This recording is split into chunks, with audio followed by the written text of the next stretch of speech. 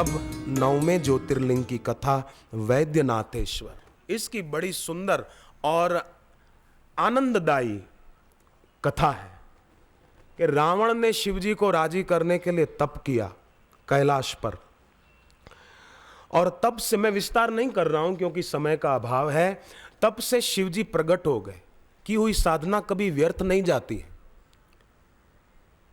कभी भी हम जप करते हैं, ध्यान करते हैं, भले उसका सामने कुछ न भी दिखता हो, परंतु फिर भी उसका फल जरूर होता है। आपको लगे कि मैंने जप किया, मैंने पाठ किया, मैंने व्रत किया, पर फिर भी मेरे जीवन में अभी दुख है, समस्या है, तो चिंता मत करना। साधक भक्त है शुक्ल पक्ष की प्रतिपदा के चांद जैसा। शुक्ल पक्ष की प्रतिपदा को आसमान में चांद दिखता नहीं है, पर चांद की एक कला विकसित हो गई। और भोगी संसारी आदमी है कृष्ण पक्ष की प्रतिपदा के चांद जैसा। पूनम के दूसरे दिन आकाश में देखो तो चांद लगेगा पूनम का चांद है, परंतु उसकी एक कला कम हो गई। कृष्ण पक्ष शुरू हो गया, अब और कम होता जाएगा। तो भोगी है कृष्ण पक्ष की प्रतिपदा के चांद जैसा, और साधक गुरु भक्त है शुक्ल पक्ष के प्रतिपदा के चांद जैसा। वो धीरे धीरे उन्नत होगा, आगे बढ़ेगा, ऊंचा उठेगा, उसका उत्थान होगा, उसकी उन्नति होगी, अवनति नहीं होगी। लगा रहे, बस लगी रहे, जो लगन गुरु से हो जाए कल्याण। रावण ने तप किया, शिवजी प्रकट हो गए, कहा वर मांगो। रावण ने कहा कि मैंने जहां तप किया है और शिवलिंग की स्थापना की है, अब आप उस शिवलिंग में निवास कीजिए सूक्ष्म रूप से, और मैं ये शिवलिंग लंका में ले जाऊंगा और आपको वहीं रहना पड़ेगा। शिवजी ने मन में सोचा कि अब इसके साथ कहां जाऊं लंका में। अब इसने तप भी किया है तो नाम ही नहीं बोल सकता, और मैंने कहा वरदान मांगो। तो शिवजी ने कहा ठीक है, मैं तुम्हारे साथ चलता हूं इस शिवलिंग में सूक्ष्म रूप से, परंतु एक शर्त पर। अगर तुमने कहीं भी बीच में ये शिवलिंग रख दिया ना, तो मैं वहां से हटूंगा नहीं, फिर वहीं स्थित हो जाऊंगा। रावण ने कहा ठीक है। रावण को अपने बल का अभिमान था कि मैं रखूंगा ही नहीं, मैं सीधा लंका में ले जाकर ही रखूंगा, दम लूंगा। शिवजी ने कहा ठीक है चलो। शिवलिंग लेकर रावण चला। अब शिवजी ने ऐसी लीला की कि रास्ते में रावण को लघु शंका की हाजत हुई। समझे ना आप, लघु शंका। बाथरूम जाने के लिए रावण को हुआ कि अब शिवलिंग हाथ में है तो कैसे जाऊंगा। शिवलिंग हाथ में पकड़ा हुआ है तो लघु शंका के लिए कैसे कहीं बैठे। और शिवजी ने कहा था कहीं रखा तो मैं वहीं बैठ जाऊंगा, उठूंगा ही नहीं, तू वहां से उठा नहीं सकेगा मेरे को, मैं वहीं स्थिर हो जाऊंगा। अब रावण को लगा कि अब यहां रखूं तो शिवजी यहीं स्थित हो जाएंगे, लंका में कैसे चलेंगे। रावण तो बहुत दम मार के कि नहीं अब मुझे बाथरूम जाना ही नहीं है, रोकूं। पर कितनी देर रोके, ये अनुभव सबका होगा। कितनी देर आदमी, रावण को तो अब शिवजी भी ऐसी लीला कर रहे थे कि रावण से रहा न जाए, कि अब तो बस अब जाना ही पड़ेगा लघु शंका के लिए, अब रुका नहीं जाता। पर और आखिर अभिमानी था ना कि नहीं रखूंगा, नहीं रखूंगा, लंका में ले जाके ही दम लूंगा। शिवजी ने, और शिवजी को जाना ही नहीं था वहां पे, पता था ये क्या करेगा।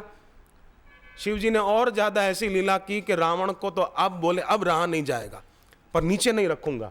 एक लड़का खड़ा था, गाय चरा रहा था, उसको बुलाया, बेटे इधर आ तो मैं तेरे को इनाम दूंगा। मैं अभी आया, 2 मिनट में, ये शिवलिंग तू हाथ में पकड़ के रख, नीचे मत रखियो। लड़के ने कहा ठीक है आप जाओ। रावण गया। अब काफी देर से रोक कर खड़ा था तो लघु शंका में थोड़ी बेचारे को देर तो लगेगी। यहां लड़का थक गया। लड़का क्या, स्वयं भगवान की लीला थी। रावण आए उसके पहले लड़का शिवलिंग वहीं रख के भाग गया। रावण आया, हाथ पैर मुंह धो के देखा, अरे वो लड़का कहां चला गया। अब क्या करे, मरता क्या ना करता। रावण ने वहीं शिवजी को प्रणाम किया और कहा ठीक है प्रभु, आपकी वहां आने की इच्छा नहीं तो कोई बात नहीं, आप यहीं पर रहिए। रावण चला गया। तब देवता राजी हो गए, नाचने लग गए देवता भी। हर हर भोले, हर हर भोले, हर हर भोले नमः शिवाय। हर हर भोले, हर हर भोले, हर हर भोले नमः शिवाय। हे रामेश्वर महाकालेश्वर, हर हर भोले नमः शिवाय।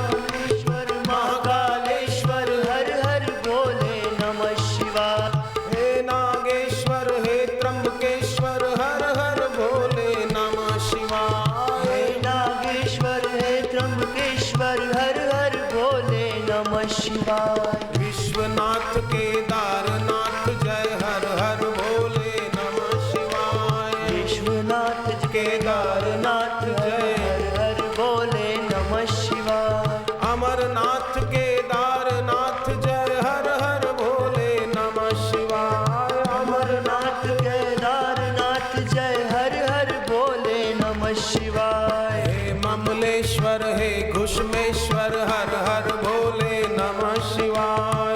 घुश्मेश्वर हे घुश्मेश्वर हर हर भोले नमः शिवाय।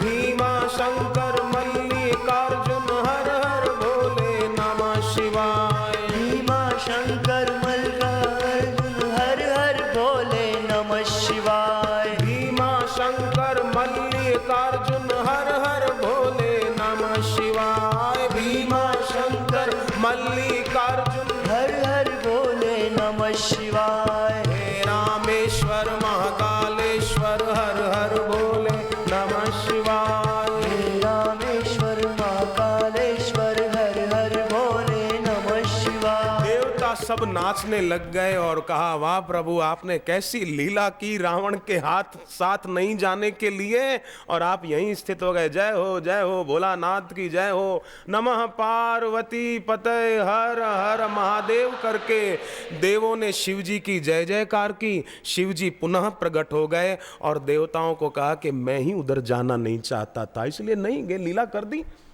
और रावण हार गया। तब देवों ने कहा कि प्रभु कैसे भी हो, आपने कहा था कि मैं शिवलिंग में वास करूंगा, आप सदैव इसमें वास करें। तो वो ज्योतिर्लिंग तब से वैद्यनाथेश्वर ज्योतिर्लिंग के नाम से जाना जाता है। अब इसके बाद 10वां ज्योतिर्लिंग नागेश्वर, उसकी भी कथा ऐसी है कि दारुका नाम की राक्षसी थी और उसका पति दारुक वो राक्षस था। वो दोनों भी लोगों को सताते थे। प्रजा ने दुखी होकर औरव ऋषि का नाम औरव ऋषि की शरण ली और कहा कि ये राक्षस हमको बहुत सताते हैं। तो महर्षि औरव को दया आई। उन्होंने कहा कि ये राक्षस अब अगर हिंसा करेंगे और किसी को मारेंगे तो खुद ही मर जाएंगे, मेरा श्राप है। और ऋषि बड़े तपस्वी थे। राक्षसों को ऋषि के श्राप का पता चला और उन्होंने निर्णय कर लिया कि अब हिंसा नहीं करेंगे, नहीं तो मारे जाएंगे, ऋषि का श्राप है। देवताओं को इस बात का पता चला कि ऋषि ने इनको श्राप दिया है, तो देवताओं ने दैत्यों पर आक्रमण कर दिया। दैत्य लोग भाग गए और एक जगह पर गुप्त रूप से रहने लगे, समुद्र के पास एक टापू पर, यूं कहो जैसे टापू हो, आइलैंड टापू, वहां रहने लगे। तो एक दिन समुद्र में नाव में कुछ लोग बैठकर आए। उन्होंने उन नाव में बैठे हुए लोगों को पकड़ लिया असुरों ने कि अब इनको मारकर खा जाएंगे। पर उन नाव में बैठे हुए यात्रियों में एक सुप्रिय नाम के भगवान शिव जी के उपासक भी थे। वे रोज जप करते थे, ओम नमः शिवाय, ओम नमः शिवाय। मन में भी जप उनको चलता रहता था। सुप्रिय शिव जी के भक्त को उन्होंने पकड़ लिया और कहा कि अब इसको भी मार कर खा जाएंगे। राक्षस लोग थे।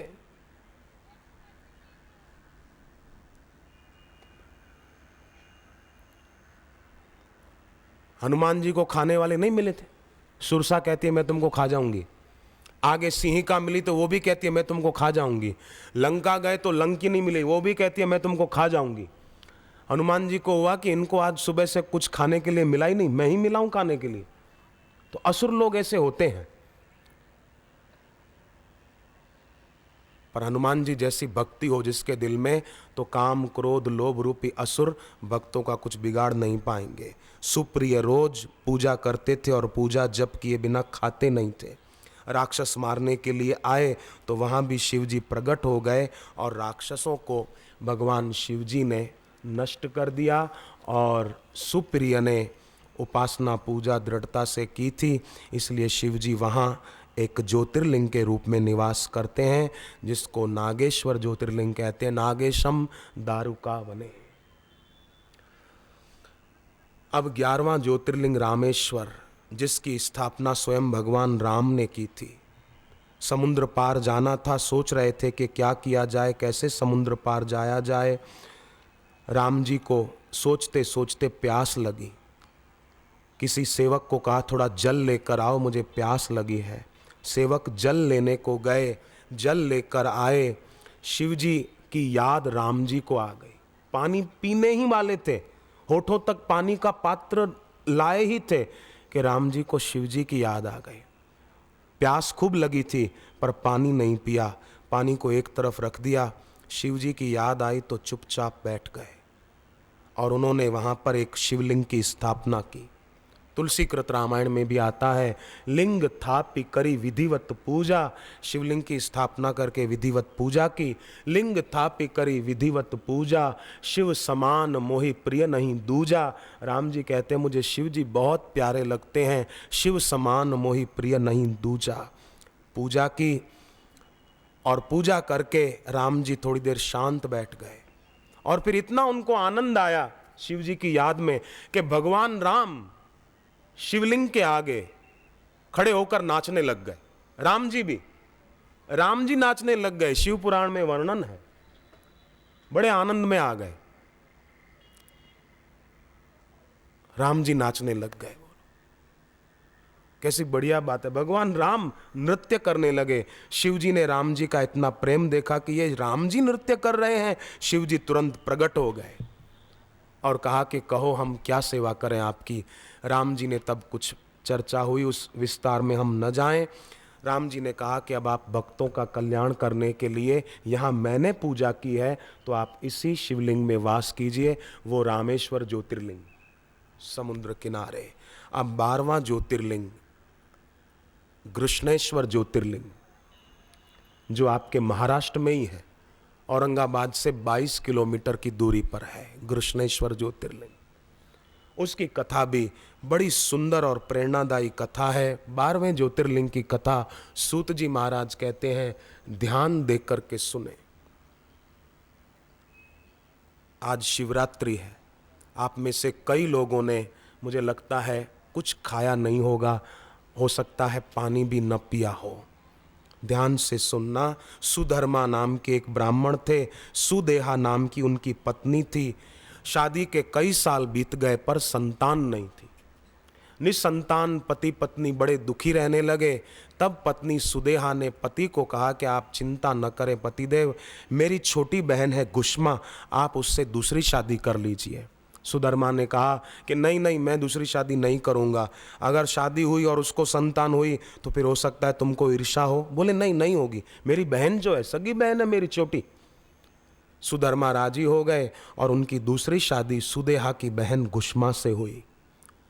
गुष्मा रोज आटा गूंथकर, जैसे रोटी बनाने के लिए हम आटा तैयार करते हैं, आटे के छोटे छोटे शिवलिंग बनाती थी और रोज पूजा करती थी। उसका नियम था रोज का। फिर पूजा करके वो शिवलिंग विसर्जित कर देती थी। शादी के बाद भी उसका ये नियम उसने जारी रखा। सुधर्मा अपनी पत्नी को रोकते नहीं थे। कई पति अपनी पत्नी को रोकते हैं, पर सज्जन पति वो खुद भी भक्ति में आगे बढ़ते हैं, अपनी पत्नी को भी साथ में सत्संग में शिविर में ले जाते हैं। उनके घर में सुख शांति बढ़ती है। हर पति को चाहिए कि अपनी पत्नी के साथ ऐसा व्यवहार करे कि पत्नी गृह लक्ष्मी मानी जाती है। पत्नी को डांटे, फटकारे, गुस्सा करे नहीं, नहीं, प्यार दे। सौमनस्यता, वही मनस्यता को छोड़ दे। पत्नी के भावों को समझे।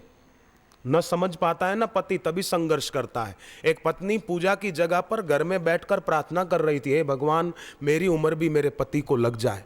पति पीछे ही आ गया था ऑफिस से घर। उसने आवाज सुनी पत्नी की कि हे भगवान मेरी उम्र भी मेरे पति को लग जाए। तो वो मन में बोला कि वाह रे वाह, बड़ी चालाक है, मैं बूढ़ा हो जाऊं और खुद जवान बनी रहे, ऐसा मांग रही है। अब वो ऐसा मांग रही थी, बोलो भाइयों, वो ऐसा चाहती थी? नहीं, वो तो अपनी जान देकर भी अपने पति की आयु बढ़ाना चाहती थी। पर वो नहीं समझ पाया तो कुछ और सोच रहा था। संघर्ष संघर्ष संघर्ष नहीं, प्रेम प्रेम प्रेम। वही मनस्य नहीं, सौ मनस्य।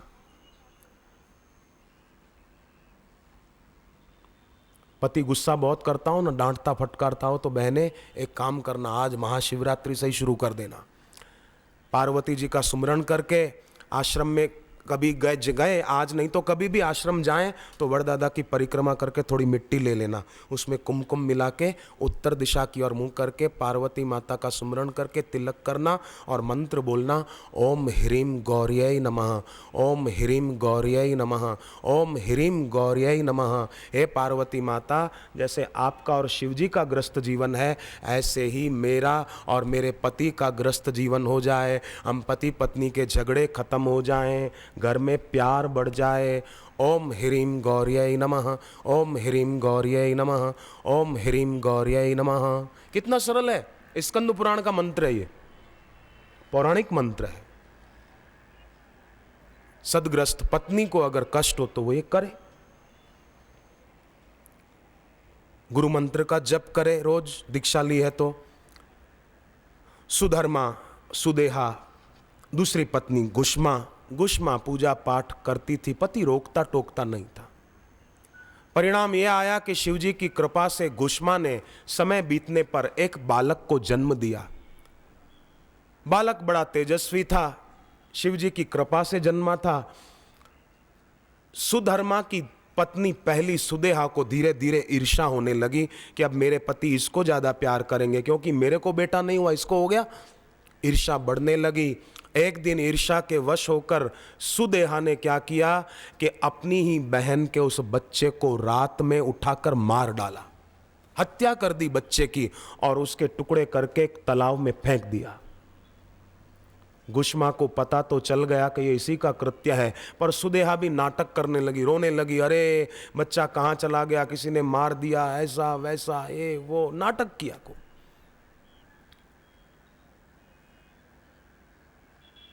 गुष्मा समझ तो गई पर फिर भी कुछ बोली नहीं, दुखी भी नहीं हुई। रोज का नियम भी उसने नहीं छोड़ा। आटा तैयार किया थाल में, और फिर आटे के शिवलिंग उसने उस दिन 100 बनाए, 100 शिवलिंग बनाए, और विधिवत पूजा की। महामृत्युंजय मंत्र जप किया, अपना इष्ट मंत्र ओम नमः शिवाय था वो जप किया, और फिर पूजा पूरी होने पर सोचा कि अब शिवलिंग विसर्जित करके आऊं जल में आटे के।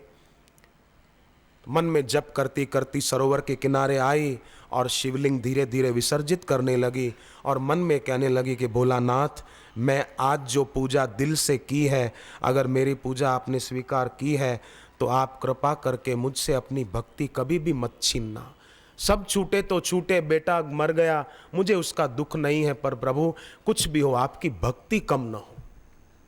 संसार में एक दिन सबका वियोग होने वाला है, सदा संयोग किसी का नहीं रहेगा, सदा दुनिया में कोई नहीं रहेगा। फर्क इतना है, कोई पहले चला जाता है, कोई बाद में चला जाता है। जैसे ट्रेन में यात्रा कर रहे हो, बम्बई से कोई यात्री बैठा, उसको अहमदाबाद जाना है, परंतु कोई यात्री वापी से बैठा और उसको सूरत उतरना है। तो बम्बई से जो बैठा वो वापी से बैठने वाले को बोले, तुम सूरत क्यों उतरोगे, मैं बॉम्बे से बैठा हूँ और अहमदाबाद तक जाऊँगा, तुम वापी से बैठे और सूरत उतरोगे, मैं नहीं उतरने दूंगा। मैं अहमदाबाद जा रहा हूँ तो तुम भी अहमदाबाद तक चलो। वो बोलेगा नहीं भाई साहब, मेरी टिकट सूरत तक की है तो मैं सूरत उतरूंगा। वो बोले नहीं, पर मैं बम्बई से बैठा हूँ, तुम्हारे से पहले मैं बैठा हूं और तुम्हारे से बाद में उतरूंगा, तुम मेरे से बाद में बैठे और मेरे से पहले क्यों उतरोगे, मेरे साथ ही उतरो। वो ऐसा हो सकता है क्या? वो बोलेगा नहीं भाई, मेरी जहां से यात्रा शुरू होनी थी और जहां पूरी होनी है टिकट जहां तक के मैं उतर जाऊंगा। ऐसे ही संसार में जिसकी जहां तक की यात्रा है, जिसकी जितने साल आयु है, संसार में उतनी ही यात्रा करके वो फिर चला जाता है। पर अगर इस संसार में जन्म पाकर भोगों में आसक्त होता है तो फिर 84 लाख योनियों में जा भटकता है। ये मनुष्य जन्म ऐसा है कि 84 लाख योनियों का अंत भी हो जाए और शुरुआत भी हो जाए। एक आदमी घोड़े पर बैठकर जा रहा था, तंबाकू का व्यसन करता था। उस जमाने में चिलम होती थी, चिलम, उसमें तंबाकू भरते थे और वो जला के वो पीते थे। ऐसा नहीं, एक चिलम जैसा। तो उसने चिलम में तंबाकू भरा, माचिस दिया सलाई जलाई, पर हवा आ रही थी तो दिया सलाई बुझ रही थी। तो उसने घोड़े का रुख बदल दिया, जहां से आया था उस दिशा में घोड़े को मोड़ दिया और फिर दिया सलाई जलाई, तंबाकू जलाकर वो पीने लगा। अब घोड़े को फिर दूसरी दिशा में मोड़ने के बदले उसी दिशा में चलता गया, तो वहीं पहुंच गया जहां से चला था। आपको लगता है कि वो आदमी पागल रहा होगा, पर दुनिया में ऐसे पागलों की कमी नहीं है। मनुष्य जन्म मिला था ईश्वर के तरफ यात्रा करने के लिए, पर व्यसनों में और भोगों में उलझकर आदमी उल्टी यात्रा करता है और फिर से वहीं पहुंच जाता है जो जगह पहुंचने योग्य नहीं थी, जहां से जन्म मरण की यात्रा फिर शुरू हो गई। नर तन सम नहीं कौने उदेही, जीव चराचर जाचत जेही, स्वर्ग नरक अपवर्ग निशेनी, ज्ञान विराग भक्ति शुभ देनी। ये मनुष्य जन्म ऐसा है, चाहो तो स्वर्ग के दरवाजे पर रखो, चाहो नरक के दरवाजे पर, चाहो मोक्ष के दरवाजे पर। संत संग अपवर्ग कर, कामी भवकर पंथ। तुलसीदास जी कहते हैं संत का संग करो तो अपवर्ग माने मोक्ष हो जाता है, और कामी विकारी अज्ञानी लोगों का संग करो तो कामी भवकर पंथ, फिर भव का रास्ता खुल जाता है, फिर पुनरपि जननम पुनरपि मरणम होता ही रहता है। गुष्मा ने प्रार्थना की भगवान शिव जी को। प्रार्थना करते करते उसकी आंख से आंसू निकल रहे थे। विसर्जन की विधि पूरी हुई, घर जाने के लिए गुष्मा खड़ी हुई, मुड़ी जाने के लिए, तो देखा सामने भगवान मृत्युंजय शिवजी प्रकट साक्षात खड़े थे और उसके बेटे का हाथ पकड़ रखा। शिवजी ने गुष्मा के बेटे का हाथ पकड़ के शिवजी खड़े थे। गुष्मा की आंखों से फिर भक्ति के आंसू बह चले। शिवजी को प्रणाम किया। शिवजी ने कहा कि बेटी गुष्मा, तेरी बहन ने ही तेरे से ईर्ष्यावश तेरे बच्चे को मारकर टुकड़े करके इसी सरोवर में डाल दिया था, पर मैं तेरी भक्ति से प्रसन्न हूं बेटी, ये ले तेरे बेटे को तू संभाल। तेरी उस बहन को जिसने ये अपराध किया, मैं उसको अब सबक सिखाऊंगा। गुष्मा कहती है नहीं प्रभु, आप उसको सद्बुद्धि दे दो, आप उसको भी अपनी भक्ति दे दो, ताकि उसका भी कल्याण हो जाए, उसका अमंगल क्यों हो, उसका भी मंगल हो जाए। देखो भक्तों के दिल में कैसी भावना होती है।